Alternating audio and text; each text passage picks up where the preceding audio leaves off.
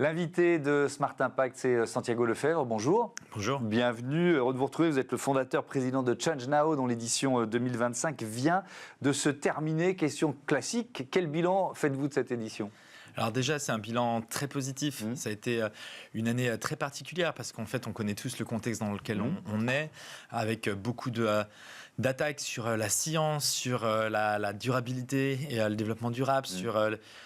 j'allais dire même l'information et les démocraties. Et donc on était quand même, on a lancé cette édition dans un contexte assez complexe, mais on a senti beaucoup d'engouement. Justement, c'est un lieu qui a donné beaucoup d'espoir, qui a redonné aussi les priorités dans l'action. Et je pense que juste le fait de se fédérer, d'y voir plus clair sur comment est-ce qu'on peut faire face, rien que ça a déjà été un grand succès. Oui, alors on peut rappeler en quoi consiste Change Now. C'est quoi le principe de ce rendez-vous ? Le principe, c'est de rassembler tous les acteurs de la transition écologique et sociale afin de leur donner les outils qui leur permettent d'avancer plus vite et mieux. Cette année, c'était le retour au Grand Palais, le Grand Palais historique, maison des expos universelles. C'est pour ça que cette édition-là a vraiment pris la forme d'une exposition universelle des solutions pour la planète. C'est 1000 solutions qu'on est allé chercher un peu partout dans le monde, qui ont été présentées auprès d'investisseurs, de grandes entreprises, de médias, de personnalités politiques et également du grand public pour que justement elles puissent se développer. Alors, vous l'avez évoqué, ce retour en arrière venu des États-Unis, c'est pas compliqué. On peut tous les jours trouver une mauvaise nouvelle en matière de défense de l'environnement. Les auteurs d'un rapport scientifique qui est crucial pour l'avenir de la lutte contre le réchauffement viennent d'être licenciés par mail. Ça, c'est typiquement américain. Et le gouvernement Trump leur dit que je cite le mail, la portée du rapport est en train d'être réévaluée. Bon, voilà, on imagine ce qui va se passer. Est-ce que vous craignez quand même, j'imagine que vous avez ressenti l'inverse dans un événement comme Change Now, mais un effet de contagion. Alors, justement, nous, notre message, c'est de montrer, je vais plutôt reprendre même en disant que l'une des stratégies, c'est de faire croire que de toute manière, la majorité des personnes ne veut plus de développement durable. Et donc que le vent a tourné, donc c'est fini, et essayer de décourager ceux qui veulent continuer à en être. Change Now, on a réussi à montrer, à porter haut et fort le fait qu'on est très nombreux, de tous les fronts différents, que ce soit des acteurs économiques puissants. Il y a beaucoup de grandes entreprises qui sont à Change Now. Il y a 10 000 entreprises qui sont présentées pendant ces 3 jours. Que ce soit les acteurs politiques, que ce soit les citoyens et d'autres. En fait, on est un très grand nombre à vouloir continuer dans cette démarche-là. Mais les scientifiques américains, par exemple, est-ce qu'on a les moyens de les accueillir ? Parce que c'est l'un des enjeux urgents du moment. Alors, je pense que c'est essentiel de les accueillir. En fait, cette attaque sur la science et les... Cette attaque sur la science et les... Elle s'explique. Elle s'explique parce qu'en fait, cette question de la transition, on pense souvent que c'est une révolution technique ou de process, mais en vrai, c'est surtout une révolution scientifique. En fait, on s'est rendu compte et on a appris au cours des dernières décennies, des dernières années, comment fonctionne le système Terre, les limites planétaires. En fait, la science nous a montré qu'il y avait une finitude dans les ressources. Et c'est finalement face à ça que... C'est la plus attaquée d'une certaine façon. Comme c'est elle qui nous démontre depuis des décennies qu'on va dans le mur, c'est elle qui est attaquée. Exactement. Si on veut arrêter cette transition, de casser les fondements scientifiques de celle-ci, et en effet une stratégie qui peut fonctionner. Mais moi je suis volontairement optimiste, mais si on revient en Europe, il y a la directive Omnibus qui a été votée au début de ce mois d'avril, qui met un coup d'arrêt sur un certain nombre de directives européennes, CSRD, CS3D, 2 ans de décalage pour l'une, 1 an pour l'autre. On est quand même dans un pacte vert, un Green Deal qui revoit ses ambitions à la baisse.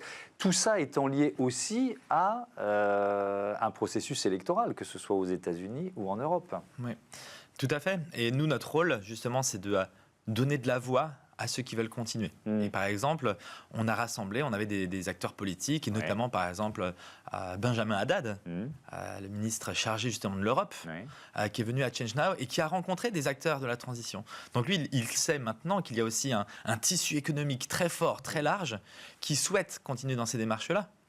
Et donc nous, ce qu'on fait, c'est finalement de rendre visible cette voie pour que en face, ceux qui disent en fait il faut du omnibus, etc., ne soient pas les seuls à parler. Et alors c'est intéressant parce que du côté justement d'une entreprise, grande, petite ou moyenne d'ailleurs, qui a pris ce cap de la transformation, de la transition, en général on veut de la vision à long terme quand on est chef d'entreprise, et quand on prend un cap, c'est pas pour en changer au bout de 6 mois ou de 2 ans parce qu'un président américain vient d'être élu.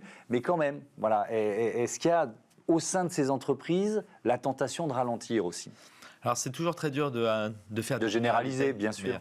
Mais en effet, je dirais il y a des entreprises qui sont entrées peut-être dans la sustainability plutôt avec un souci plus de communication. Et donc, quand on fait de la communication, c'est vrai que c'est assez facile de changer de cap.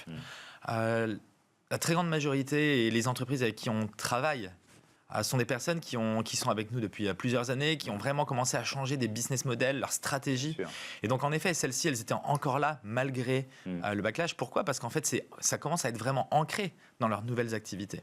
Et donc là, en effet, c'est très difficile de changer de cap. Quand vous avez créé Change Now, c'était en 2017, c'est ça ? C'est sa première édition. J'imagine, vous saviez que ce ne serait pas un long fleuve tranquille, de toute façon. Vous n'êtes pas tout à fait surpris ? Non, on savait. Et en vrai, ce backlash, pour moi, il était attendu. Ça faisait 2 ans que je disais ce qui est... Là où on peut s'inquiéter, c'est de savoir quelle va être la force du retour de bâton en quelque sorte, ou du vent contraire. Qu'est-ce qu'on a raté sur l'acceptabilité ? Parce que c'est ça en fait, hein, et encore une fois, je le dis à chaque fois, je me mets dans le qu'est-ce qu'on a raté ? Parce que si une partie des électeurs votent Trump ou pour des listes d'extrême droite ou de droite voilà, qui veulent freiner au niveau européen, c'est bien parce qu'on a raté quelque chose sur l'acceptabilité. Oui, alors acceptabilité, je pense que c'est aussi lié au fait que du côté des acteurs de la transition, il n'y a pas encore un aliment suffisamment fort. En fait, on est en train de voir si quelqu'un est vert foncé, vert bouteille, vert clair, un peu. Il y a un peu de division. Alors qu'en fait, de l'autre côté, ceux qui veulent le statu quo, il y a un alignement d'intérêts qui est beaucoup plus fort. Il y a beaucoup moins de division. Et donc, je pense qu'en fait, la division qu'il y a d'un côté fait que dès qu'il y a une solution qui sort, si elle n'est pas parfaite, elle peut être remise en doute, y compris par le camp de la transition. Or, le mieux est l'ennemi du bien parfois aussi. Et donc, voilà, il faut aussi avancer.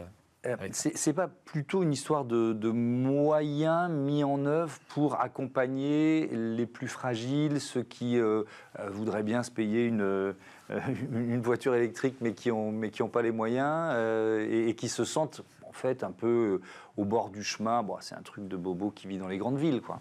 Oui. Alors justement, je vais vous prendre un exemple qui démontre... Alors, il y a une part de vrai, tout à fait, l'accompagnement essentiel. Et en revanche, ce n'est pas forcément quelque chose pour les bobos, puisqu'en fait, si on regarde le sujet de la transition agricole, autre sujet majeur. Bien sûr. Il y a une étude qui a été faite par M. Jancovici, justement, qui montrait que 92% des agriculteurs sont prêts à faire la transition maintenant, s'ils sont accompagnés d'un point de vue des compétences et financières. Donc voilà, et ce sujet-là, voilà, ce n'est pas forcément juste bobo parisien. Non, bien sûr, mais le fait de ne pas suffisamment accompagner certaines catégories de la population, ça crée ce sentiment. Tout à fait. Et après, la question, c'est mais comment est-ce qu'on finance cela ? Et donc là, il y a vraiment la question de finalement, l'argent, il est là, sauf que les subventions ne vont pas au bon endroit, tout simplement. Et si et ça se voit dans beaucoup de choses. Aujourd'hui, si on arrêtait de subventionner, par exemple, les énergies fossiles, eh ben, les énergies renouvelables seraient toutes moins chères que les énergies fossiles. Ce qui rend les énergies fossiles moins chères parfois, c'est qu'elles sont subventionnées. Eh bien, je pense que c'est la même chose. Si on amenait des subventions qui vont dans des secteurs néfastes vers la transition agricole, on aurait les moyens de faire cet accompagnement. Vous avez marqué l'événement des 10 ans des accords de Paris à l'occasion de ce Change Now. Qu'est-ce qui domine ? Vous voyez le verre quand même à moitié plein ? Oui, quand même. En fait, on a voulu montrer, et c'est ce qui s'est passé, une voix forte autour des accords de Paris. Les accords de Paris, ils vont avoir 10 ans maintenant. C'est un accord essentiel. En fait, c'est un symbole même de 196 pays qui ont réussi à se mettre d'accord vers une direction commune. Ce qui est très rare dans l'histoire, finalement, d'avoir des accords aussi grands. Et ce n'est pas parce qu'il y a un pays qui en ressort que ça met en cause l'attachement des 195 autres parties à cela. Et donc voilà, on a eu vraiment beaucoup de voix très larges, que ce soit politique, économique ou autre, qui a montré à quel point il faut rester dans cet accord-là, que c'est essentiel, parce que chaque dixième de degré compte, et que même si on s'approche très très fortement du 1,5 degré, mais en fait, la prochaine cible n'est pas beaucoup plus loin, c'est 1,6 degré et pas plus, en fait. Dernier mot, il nous reste une minute. Vous êtes l'un des fondateurs de Tech for Good, qui est devenu le mouvement Impact France, vous en êtes toujours membre. Est-ce que ce modèle d'entreprise, finalement, que vous défendez, vous avez le sentiment qu'il gagne du terrain ? Alors, oui, il gagne du terrain, très clairement. En fait, moi, quand on a commencé en 2017 et aujourd'hui, il gagne du terrain. Il gagne du terrain à plusieurs niveaux. C'est par le nombre des entreprises qui sont représentées. C'est-à-dire que nous, on avait déjà une difficulté à trouver 100 solutions il y a 8 ans. Là, on en trouve 1000 chaque année et encore, on fait une grosse sélection. Puis après aussi dans les levées de fonds qui vont avec. La levée de fonds moyenne, il y a quelques années, pour un projet de la transition, il était de 200 000 euros. Là, aujourd'hui, on navigue entre 3 et 5 millions d'euros. Donc en fait, il y a vraiment une grande croissance qui montre qu'il y a une maturité dans les business models de ces entreprises-là. Merci beaucoup Santiago Lefebvre et à bientôt sur Be Smart for Change. On passe à notre débat, le logement au cœur de ces enjeux de transition environnementale et sociétale.